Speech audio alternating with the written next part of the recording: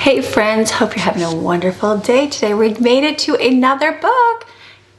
I feel like, can you congratulate ourselves? Not that we need any praise or anything, but just that we got through it. That's the only reason I'm saying clap. Great job. Give yourself a pat on the back for sticking with this, because you know what? You could choose to not watch this video.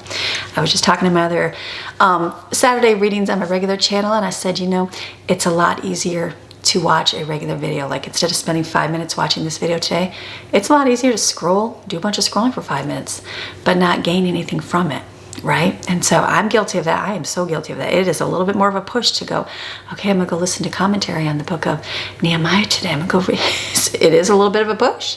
There's times where I'm like, it sat there for a little while in my saved playlist on my YouTube app, and so I had to go, you know what, I just need to dig in. Like, how much do you want? Like, what do you want out of life? How much do you want to get better in your knowledge and your relationship with the Lord, right? It's like, I want it. So we say we want it more than anything, but then it's easier to just kind of back away. So you guys are here. So I am excited for us because we're doing it. We're getting through. I was just looking, I'm like, we're gonna be like to the Psalms and Proverbs real quick here. So after a couple books, so very exciting. All right, we're on to a new book, the book of Nehemiah. So Nehemiah, from what I've understood and kind of read, is Nehemiah and the last one, the book of Ezra, are kind of a combination almost of each other. So Ezra is building the temple, which we finished, and now Nehemiah is going to be building the walls. So it was kind of like a continuation of that book. So let's read chapter 1. Okay, Nehemiah's grief for the exiles. The words of Nehemiah, son of Hakaliah. Now it happened in the month of Chislev, in the 20th year of the Persian king, as I was in the capital of Susa. Hanani, one of my brothers, and some men from Judah came, and I asked them about surviving Jews who had escaped and survived the captivity, and about Jerusalem. And they said to me, the remnant there in the province who survived the captivity are in great distress and reproach. The wall of Jerusalem is broken down, and its fortified gates have been destroyed and burned by fire. Now it came about, when I heard these words, I sat down and wept and mourned for days. And I was fasting, praying constantly before the God of heavens. Okay, so the wall, so like in those times you'd have your temple, right? And then you'd have another wall for protection from outside invaders. And so instead of just saying, okay, we'll just, all right, we'll worry about that tomorrow, and then on to something else. It says he mourned for days. Like, could you imagine mourning for something for days? Like, have you ever had, like, I mean, I've had, like, my mother pass away, and that, to me, was mourning for days. Because you just kind of go through, and it's like, that's a big loss in your life, right? So, but here he's mourning because the walls of Jerusalem are down.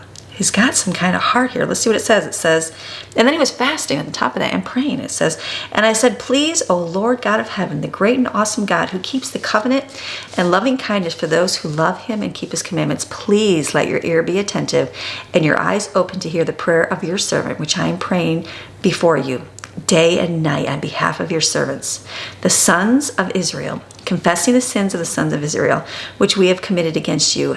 I and in my father's house has sinned. We have acted very corruptly against you and have not kept the commandments, nor the statutes, nor the ordinances which you commanded your servant Moses. Please remember the word which you commanded your servant Moses, saying, if you are unfaithful and violate your obligations to me, I will scatter you among the people. But if you return to me and keep my commandments and do them, though those of you who have been scattered are in the most remote parts of heavens, I will gather them from there, and I will bring them to the place where I have chosen for my name to dwell. Now they are your servants and your people whom you have redeemed by great power and by your strong hand. Please, O Lord, let your ear be attentive to the prayer of your servant and the prayer of your servants who delight to reverently fear your name, your essence, your nature, your attributes, and all. Make your servant successful this day and grant him compassion in the sight of this man, the king, for I was cupbearer to the king of Persia. So very interesting here. So he has just got a heart for these people, like a heart. Like, think about it. Think about how long your prayers go for. Like, can you pray for all the friends you need to pray for, all the needs for you, all the things you want to pray for, your people and your day and all that stuff. Can you be done in 5 minutes? More than likely, you can be done in 5 minutes. Could you imagine praying all day and all night? That's a lot of praying. That's a lot of praying for things. So we're going to see here, it says in mind, the covenant of God with the Israelites has been made with this understanding and obedience that God would bring great blessing, right? He's going to, and the result of the rebellion would be curses, one of which was captivity. So God had been patient. He is so patient for a very long time. But eventually the nation was overpowered and many of the people taken into captivity. And Nehemiah acknowledged not only the necessity of obedience, but the confidence that he had that God would answer his prayer because God said he would hear and bless the obedient.